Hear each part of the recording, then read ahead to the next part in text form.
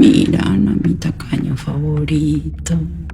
Ya tenés todo lo que tanto querías. Te empachaste con todo lo que no necesitabas.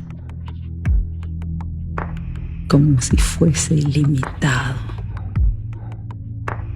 Qué puro que sos.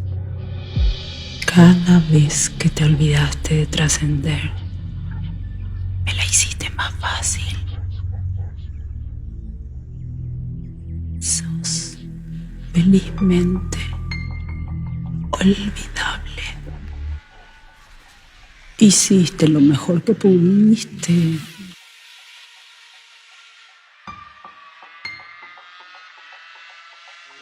No te sientas culpable.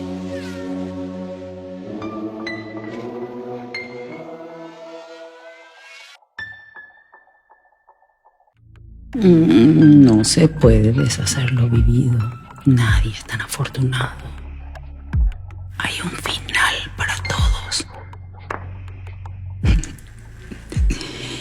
Y no se lo puede detener.